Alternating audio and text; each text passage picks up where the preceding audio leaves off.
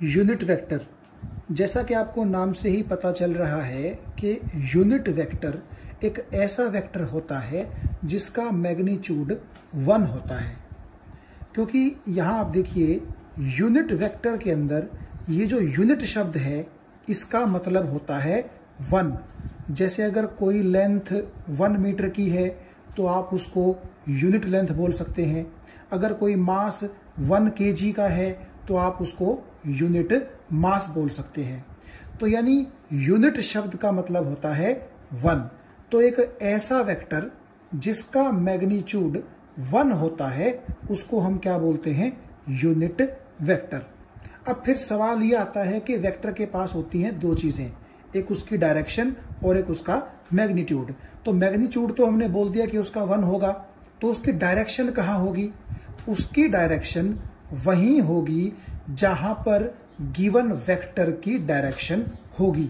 अभी इस चीज को हम थोड़ा समझेंगे आगे। तो यूनिट वेक्टर की डेफिनेशन आप क्या लिख सकते हैं? A vector which has unit magnitude and same direction as that of the given vector is called a unit vector. यानी कि मान लीजिए आपके पास एक वेक्टर है और मान लीजिए हमने उसको कह दिया वेक्टर ए। तो अगर आपको इस ए वेक्टर का यूनिट वेक्टर निकालना है तो उस यूनिट वेक्टर का मैग्नीट्यूड तो कितना होगा? यूनिट होगा, यानी कि 1 होगा। और डायरेक्शन उस यूनिट वेक्टर की वही होगी जो डायरेक्शन इस ए वेक्टर की होगी। यानी अगर ए वेक्टर जिस डायरेक्शन में है उसी डायरेक्शन में कौन होगा? इस ए वेक्टर का यूनिट वेक्टर। अगर ए वेक्टर एक्स एक्सिस में है तो इसका यूनिट वेक्टर भी कहां होगा? एक्स एक्सिस में। और अगर ये ए वेक्टर वाई या जेड एक्सिस में है या किसी और डायरेक्शन में है तो वही डायरेक्शन किसकी होगी? इस ए वेक्टर के यूनिट वेक्टर की होगी। तो यहां से एक चीज जो थोड़ी थोड़ी आपको समझ में आ गई होगी वो ये कि जो भी गिवन वेक्टर हमारे पास होता है उस वेक्टर का अगर हम यूनिट वेक्टर निकालना चाहें तो उस यूनिट वेक्टर का मैग्नीट्यूड तो 1 होता है और उस यूनिट वेक्टर की डायरेक्शन वही रहती है जो उस गिवन वेक्टर की थी जिसके लिए आप यूनिट वेक्टर निकालना चाह रहे हैं। अभी थोड़ी देर में आपको अच्छे से ये चीज समझ में आ जाएगी कि इसको यूनिट वेक्टर बोलते क्यों हैं और बेसिकली देखा जाए तो इसका मतलब होता क्या है। तो आगे चलते हैं। हमने कहा कि if we have a vector A then it's unit vector will be represented by this. यानी कि आपने क्या करना है, ए के ऊपर जो ये एरो का सिंबल होता है, एरो का सिंबल ना लगा करके आपको इस तरह से ये सिंबल लगाना होगा। और इस सिंबल को आप चाहें तो हैट बोल सकते हैं, HAT, और आप चाहें तो इस सिंबल को आप कैप बोल सकते हैं, CAP। क्योंकि जैसे एक आदमी सिर पे कैप लगाता है उसी तरह से आपको लग रहा होगा कि जैसे ए के सिर पे क्या लगा दी गई है? कैप लगा दी गई है। तो ये जो आपका ए के ऊपर एरो है ये तो हमने कहा था कि किसके लिए सिंबल है? वेक्टर नोटेशन के लिए सिंबल है। यानी कि अगर ए के ऊपर ये एरो है तो ये चीज ये शो करता है कि ए एक वेक्टर है, ठीक है। और अगर ए के ऊपर ये सिंबल नहीं होगा तो हम ये कहेंगे कि ए क्या है? एक स्केलर है। लेकिन आप जब यूनिट वेक्टर को रिप्रेजेंट करेंगे तो यूनिट वेक्टर को रिप्रेजेंट करते वक्त आपको ये एरो ऊपर नहीं लगाना, बल्कि आपको ये हैट या फिर कैप उस सिंबल के ऊपर लगा देना है। और इसको पढ़ेंगे कैसे? इसको हम पढ़ेंगे ए कैप या फिर ए हैट। मैं ज्यादातर कैप का इस्तेमाल करूंगा, तो आप ये ध्यान से देखिएगा कि ए वेक्टर का जो यूनिट वेक्टर है उसको रिप्रेजेंट हम कुछ इस तरीके से करेंगे और उसको हम पढ़ेंगे ए कैप। और डेफिनेशन जो यूनिट वेक्टर की आपको बुक्स में मिलेगी उस डेफिनेशन के अकॉर्डिंग यूनिट वेक्टर जो होता है वो किसके बराबर होता है? जो आपको दिया गया वेक्टर है वो डिवाइड बाय उसी वेक्टर का मैग्नीट्यूड। यानी कि अगर मैं लैंग्वेज की फॉर्म में लिखूं तो इस ए कैप का क्या मतलब है? ए वेक्टर का यूनिट वेक्टर। तो वो किसके बराबर होगा?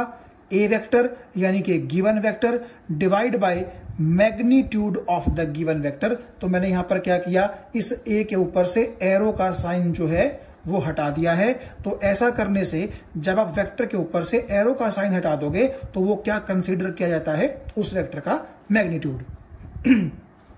तो आप ये कह सकते हैं कि जो बुक के अकॉर्डिंग डेफिनेशन है उसमें हम लिखेंगे कि unit vector can be find by dividing a vector by it's on magnitude.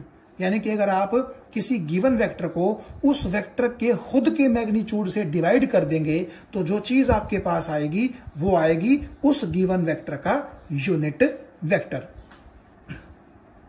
अभी हम धीरे धीरे इस चीज का जो मतलब है वो बड़ा डिटेल में समझ जाएंगे, थोड़ा सा आप पेशेंस रखें। तो देखिए, मैंने ऊपर वाली लाइन को ही नीचे थोड़ा सा डिफरेंट तरीके से लिख दिया है। अब वो क्या है, देखिए, यूनिट वेक्टर जो हमने ऊपर लिखा था कि वो होता है given vector divide by magnitude of the given vector, उन दोनों चीजों को मैंने देखिए किस तरीके से लिख लिया। गिवन वेक्टर को मैंने लिखा है मैग्नीट्यूड इनटू डायरेक्शन। क्यों लिखा, क्योंकि देखिए अगर आप कहते हैं कि हमारे पास ए वेक्टर है, ठीक है, तो क्योंकि वो वेक्टर है तो उसके पास दो चीज होंगी, एक तो होगा मैग्नीट्यूड और एक होगी उसके पास डायरेक्शन। तो इसीलिए मैंने गिवन वेक्टर को किस फॉर्म में लिख लिया, मैग्नीट्यूड इनटू डायरेक्शन। यानी कि ये ऊपर वाली जो चीज है ये बेसिकली आपके गिवन वेक्टर को क्या करती है, रिप्रेजेंट करती है। और नीचे हमने क्या करना है, नीचे हमने सिर्फ मैग्नीट्यूड जो वेक्टर का है वो रखना है। तो इसीलिए मैंने नीचे लिख दिया सिंपली मैग्नीट्यूड। तो आप देखिएगा, जो मैग्नीट्यूड ऊपर है वही मैग्नीट्यूड नीचे है, तो ये दोनों आपस में कैंसल करके इन दोनों का रेशियो आ जाएगा 1 और डायरेक्शन हमारे पास यहां पर बच जाएगी। तो आप अगर ध्यान से देखें, यूनिट वेक्टर का जो सिंपल मतलब है वो केवल डायरेक्शन होता है, क्योंकि अगर आप डायरेक्शन को 1 से मल्टीप्लाई करेंगे तो रहेगी तो वो डायरेक्शन की डायरेक्शन ही ना, ठीक है।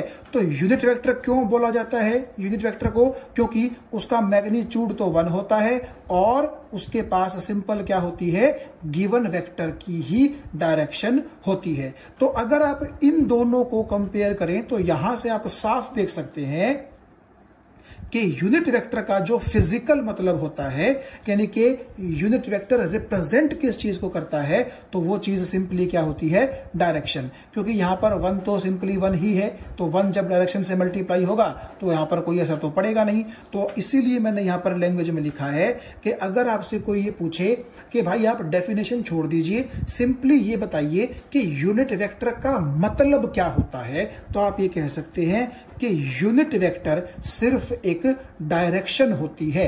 यानी कि unit vector only represents a direction. अब सुनिए, बात को ध्यान से सुनिएगा, फिर आपको उलझाने की कोशिश की जाएगी कि अगर यूनिट वेक्टर सिंपली एक डायरेक्शन है तो इसको वेक्टर क्यों कहते हैं। इसको वेक्टर इसलिए बोलते हैं क्योंकि ये बात तो हम समझ ही गए कि यूनिट वेक्टर जो है वो सिर्फ किसको रिप्रेजेंट करता है, डायरेक्शन को रिप्रेजेंट करता है। और अगर मैं इस डायरेक्शन के साथ यहां मल्टीप्लीकेशन में 1 लगा दूं तो आपको पता है कि कोई फर्क नहीं पड़ेगा इससे। तो इसीलिए हम ये समझेंगे कि यूनिट वेक्टर जो है एक ऐसा वेक्टर है जिसका मैग्नीट्यूड तो 1 है और जिसके पास क्या है, गिवन वेक्टर की ही डायरेक्शन है। तो इसका मतलब है कि यूनिट वेक्टर आपका एक डायरेक्शन है बेसिकली, लेकिन अगर आप उस डायरेक्शन के साथ यूनिट मैग्नीट्यूड एसोसिएट भी कर देंगे तो भी उससे कोई फर्क नहीं पड़ेगा। तो मुझे उम्मीद है कि कुछ यहां पर बात आपको थोड़ी सी समझ में आ गई होगी। अभी हम अगले पेज पर चलते हैं, वहां आपको यूनिट वेक्टर का जो कॉन्सेप्ट है वो थोड़ा सा और क्लैरिफाई करने की कोशिश मैं करूंगा। तो यहां पर आप देखिए, आपके सामने मैंने 3 सबसे ज्यादा कॉमन तौर पर यूज होने वाले जो यूनिट वेक्टर्स हैं उनको रिप्रेजेंट भी किया है और उनको लिखा भी है। देखो, ये जो आपको आई, जे और के, ये 3 सिंबल नजर आ रहे हैं, इनके ऊपर आप देखिए मैंने कैप लगाई है। आई के ऊपर कैप है, सो इसको हम पढ़ेंगे आई कैप। जे के ऊपर कैप है, इसको हम पढ़ेंगे जे कैप। और यहां के ऊपर कैप है, इसको हम पढ़ेंगे के कैप। तो इतना तो आप सीख ही चुके हैं कि जिसके ऊपर आपको ये कैप लगी हुई मिल जाए वो होगा तो क्या, यूनिट वेक्टर, यानी कि उसका मैग्नीट्यूड 1 होगा और वो बेसिकली किसी न किसी डायरेक्शन को रिप्रेजेंट करेगा, क्योंकि पिछले पेज पर हमने यही देखा कि यूनिट वेक्टर का जो फिजिकल मतलब होता है, जो मीनिंग होता है रियल, वो केवल डायरेक्शन ही होता है। तो देखिए, जो 3 सबसे कॉमनली यूज्ड यूनिट वेक्टर्स हैं वो होते हैं आई कैप, जे कैप और के कैप। तो मैग्नीट्यूड तो इनका 1 होगा। आई कैप जो है वो पॉजिटिव एक्स एक्सिस के अलोंग की जो डायरेक्शन है उसको रिप्रेजेंट करने के लिए यूज किया जाता है। सिमिलरली जे कैप यूज होता है प्लस वाई एक्सिस के अलोंग की डायरेक्शन को रिप्रेजेंट करने के लिए, और के कैप जो है वो यूज होता है प्लस के जेड एक्सिस के अलोंग की डायरेक्शन को रिप्रेजेंट करने के लिए। -x, -y और -z की बात भी हम करेंगे इसी जो वेक्टर्स का हमारा चैप्टर चल रहा है इसी में, लेकिन वो बात हम करेंगे लेटर ऑन। फिलहाल क्योंकि यूनिट वेक्टर का कॉन्सेप्ट आपके लिए सिर्फ इंट्रोड्यूस किया गया है, तो आप सिर्फ इन्हीं 3 पर ध्यान दें। I cap which is meant for plus X axis direction, J cap which is meant for plus y axis direction, and K cap which is meant for plus z axis direction। अब इनको use हम कैसे करेंगे वो आप थोड़ा सा ध्यान से सुनिए, वहां से आपको जो चीजें हैं वो क्लियर होनी शुरू हो जाएंगी। मान लीजिए आपने ये X Y coordinate system draw किया, ये ओरिजिन हो गया, और यहां पर आपने एक्स एक्सिस पर मार्किंग कर ली 1 2 3, और वाई एक्सिस पर क्योंकि मेरे पास जगह कम थी तो मैंने सिर्फ 1 और 2 तक ही मार्किंग की है। अब मान लो कोई ऑब्जेक्ट यहां लाई करता है पॉइंट पी पर, तो अगर आपको उस ऑब्जेक्ट की पोजीशन बतानी हो तो पहले तो हम सिंपल तरीके से बताने की कोशिश करते हैं, बिल्कुल जो हमारा ये मान लीजिए कि जिसके अंदर कोई वेक्टर वगैरह हम यूज नहीं करेंगे, एकदम सिंपल तरीका यूज करेंगे। तो सुनो, आम आदमी इस लोकेशन को जो पी पर हमारा ऑब्जेक्ट है उसकी पोजीशन को कैसे बताएगा? वो ये कहेगा कि जी ओरिजिन से इस ऑब्जेक्ट की दूरी 3 मीटर है। मान लीजिए एक्स एक्सिस के अलोंग भी मैंने डिस्टेंस मीटर में लिया है और वाई एक्सिस के अलोंग भी मान लीजिए मैंने डिस्टेंस मीटर में लिया है। तो अगर कोई ऑब्जेक्ट यहां है पी पर, तो एक आम आदमी क्या कहेगा कि ओरिजिन से वो ऑब्जेक्ट 3 मीटर की दूरी पर है। और अगर उससे हम पूछें कि भाई डायरेक्शन कहां है उसकी, तो इतना भी उसको पता है कि डायरेक्शन कहां है, प्लस एक्स एक्सिस के अलोंग है। ठीक है, तो यानी उस आम आदमी ने जो हमारा ऑब्जेक्ट पॉइंट पी पर पड़ा हुआ है उसकी पोजीशन बताई कहां, 3 metres from the origin along positive X axis. जबकि जो वेक्टर नोटेशन है फिजिक्स में उसके अंदर हम इसी चीज को कैसे रिप्रेजेंट कर सकते हैं वो देखिए। तो मैं लिखूंगा कि position of the object which is lying at point P is equal to 3 I cap. समझ गए आप? 3 का क्या मतलब है? 3 metre away from the origin. आप ये देखिए ओरिजिन से 3 मीटर की दूरी पर है। और मैंने आपसे पहले ही कहा था कि प्लस एक्स एक्सिस के अलोंग जो डायरेक्शन है उसके लिए हम किसका यूज करेंगे? आई कैप का यूज करेंगे। तो अभी आप ये मान करके चल लीजिए कि ये जो आई कैप है ये केवल आपको डायरेक्शन शो कर रही है। ठीक है, जैसा कि हमने पहले भी कहा था कि यूनिट वेक्टर का मतलब ही क्या होता है? डायरेक्शन। तो आप ये क्या कहेंगे कि जो एक आम आदमी ने बोला था कि प्लस एक्स एक्सिस के अलोंग वो ऑब्जेक्ट लाई कर रहा है ओरिजिन से 3 मीटर की दूरी पर, तो उसी चीज को हमने टेक्निकली कुछ इस तरीके से लिख दिया, 3 आई कैप। 3 का मतलब कि वो 3 मीटर की दूरी पर है ओरिजिन से, और आई कैप का मतलब है कि वो क्योंकि प्लस एक्स एक्सिस के अलोंग लाई करता है, और प्लस एक्स एक्सिस के अलोंग जो डायरेक्शन है उसको हमने किससे रिप्रेजेंट करना है? आई कैप से। तो आप यहां पर भी देख सकते हैं, ये तो हो गया मैग्नीट्यूड और ये हो गई डायरेक्शन। तो ये हमने उस ऑब्जेक्ट की जो पोजीशन है उसको स्पेसिफाई कर दिया टेक्निकल तरीके से। ये बात आपको समझ में आ गई होगी। 3 इसमें किसका काम कर रहा है? मैग्नीट्यूड का। और आई कैप यहां पर किसका काम कर रहा है? सिंपली डायरेक्शन का। तो अब ये बात आपको समझ में आ गई होगी। अब देखिए, अगर मान लीजिए कोई ऑब्जेक्ट हमारा क्यू पॉइंट पर होता, तो आप जानते हैं कि क्यू पॉइंट ओरिजिन से 2 मीटर की दूरी पर है। कितने मीटर की दूरी पर है? 2 मीटर की दूरी पर। और कहां है वो? Along positive Y axis. तो देखिए, पॉजिटिव वाई एक्सिस के लिए हम किसका यूज करते हैं? जे कैप का। तो क्या हम इस क्यू पॉइंट पर अगर कोई ऑब्जेक्ट होता तो उसकी पोजीशन को क्या हम इस तरीके से लिख सकते थे कि position of the object at point Q is represented by 2J। तो यहां पर 2 क्या रिप्रेजेंट कर रहा है? 2 मीटर फ्रॉम दी ओरिजिन, क्योंकि ओरिजिन से ये देखिए कितने मीटर की दूरी पर है? 2 मीटर की दूरी पर। और क्योंकि ये object along plus Y axis lie करता है और प्लस वाई एक्सिस के लिए हमने डायरेक्शन बताने के लिए किस यूनिट वेक्टर का यूज करना है? जे कैप का। तो 2 के साथ मैंने क्या लगा दिया यहां पर? J cap. Simply 2J cap represent करता है कि ये ऑब्जेक्ट प्लस वाई डायरेक्शन के अलोंग ओरिजिन से 2 मीटर की दूरी पर है। तो मुझे उम्मीद है ये चीज आपको समझ में आ गई होगी। तो अब आप एक चीज देखिए, अगर मैं आई कैप की, अकेली आई कैप की बात करूं तो आप आई कैप को कुछ इस तरीके से रिप्रेजेंट कर सकते हो कि अगर आप आई कैप को एक यूनिट वेक्टर बोलते हो तो वेक्टर के पास 2 चीज होती है, एक उसका मैग्नीट्यूड और एक उसकी डायरेक्शन। तो क्योंकि ये एक यूनिट वेक्टर है तो इसलिए मैग्नीट्यूड तो इसका कितना है? 1। और डायरेक्शन आप जानते हैं कि आई कैप किसको रिप्रेजेंट करता है? प्लस एक्स एक्सिस को। तो इसीलिए यहां पर मैग्नीट्यूड की जगह मैंने रख दिया 1 और डायरेक्शन की जगह मैंने रख दिया प्लस एक्स। और मैग्नीट्यूड इनटू डायरेक्शन मिलकर के ही क्या बनाते हैं? वेक्टर। लेकिन क्योंकि हमारे वेक्टर का मैग्नीट्यूड 1 है, यूनिट है, इसीलिए इसको क्या कहा जाएगा? यूनिट वेक्टर कहा जाएगा। तो इसीलिए जब हमने फिजिकल मतलब की बात की थी यूनिट वेक्टर के केस में, तो हमने यही कहा था कि यूनिट वेक्टर का मैग्नीट्यूड तो 1 होता है, इसीलिए आप उसकी बात करो ना करो कोई ज्यादा फर्क नहीं पड़ता।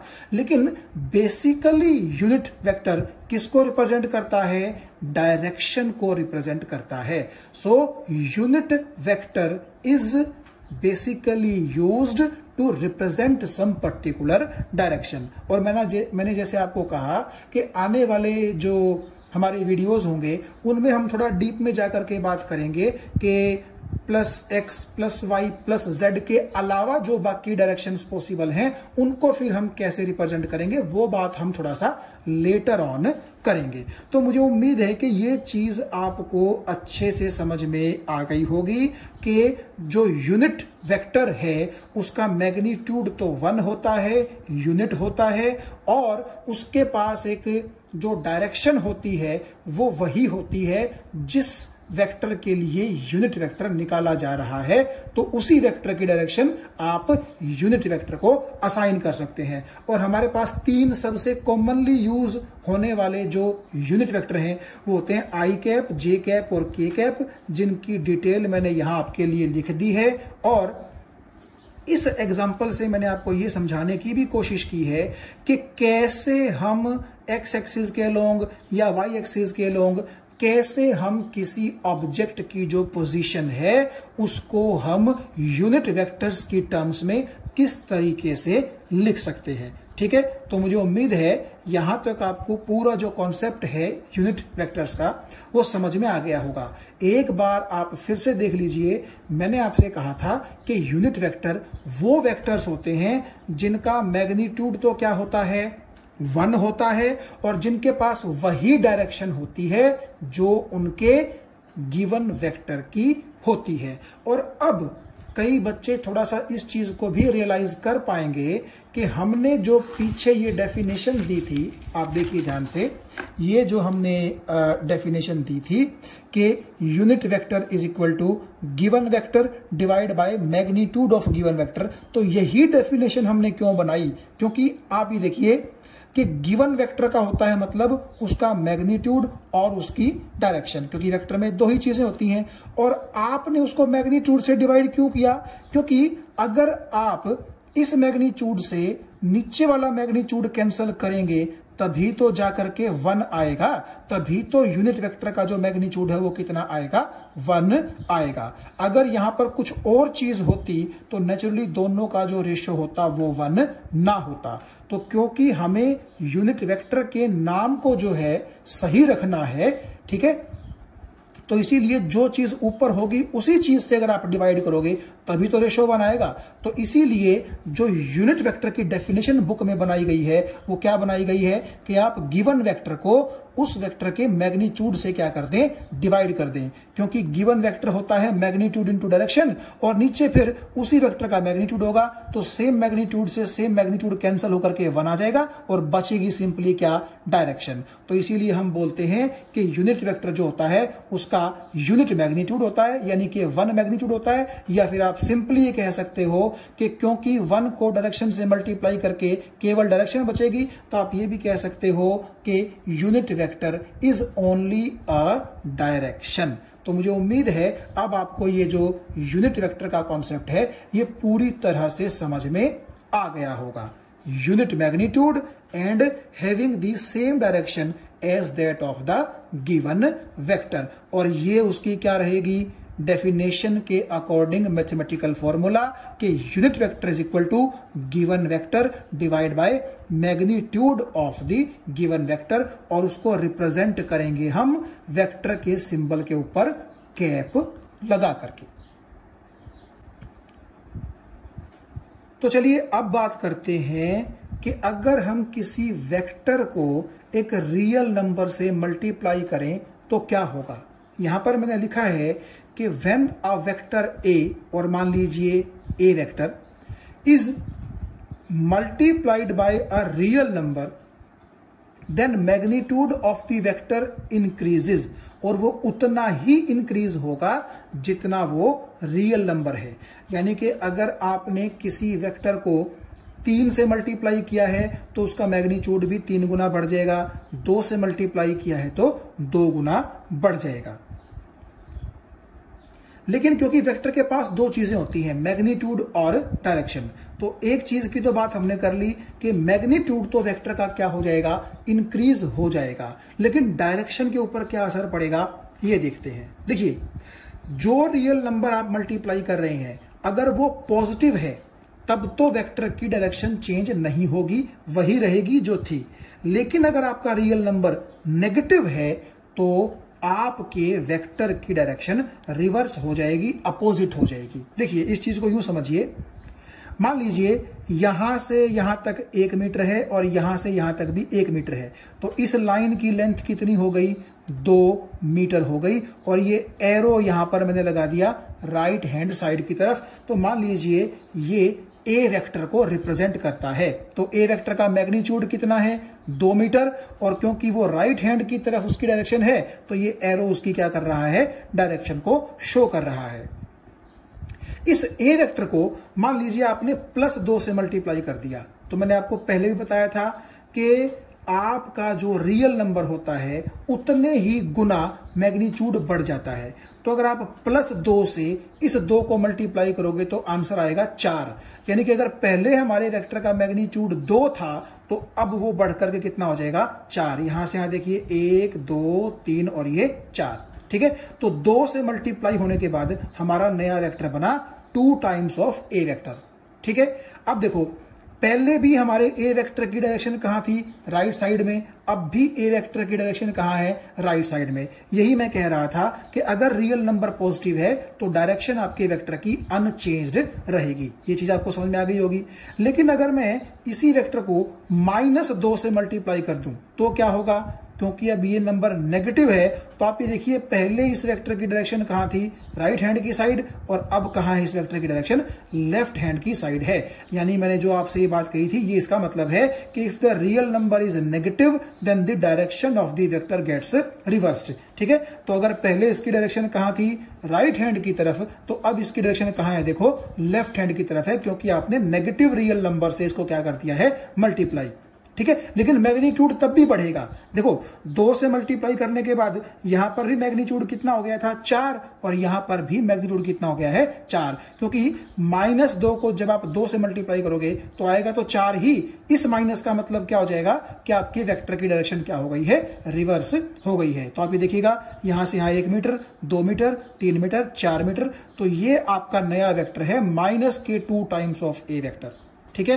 तो नेगेटिव रियल नंबर से मल्टीप्लाई करने के बाद क्या है, मैग्नीट्यूड तो बढ़ा है लेकिन डायरेक्शन क्या हो गई है, रिवर्स हो गई है। तो कुल मिलाकर के इस पेज पर हमने जो पढ़ा वो ये कि जब भी आप किसी वेक्टर को रियल नंबर से मल्टीप्लाई करोगे तो मैग्नीट्यूड तो उतना ही टाइम्स बढ़ जाएगा, लेकिन डायरेक्शन इस चीज पे डिपेंड करती है कि वो रियल नंबर पॉजिटिव है या फिर नेगेटिव। अगर रियल नंबर पॉजिटिव है तो डायरेक्शन नहीं बदलेगी वेक्टर की, और अगर आपका रियल नंबर नेगेटिव है तो डायरेक्शन अपोजिट हो जाएगी।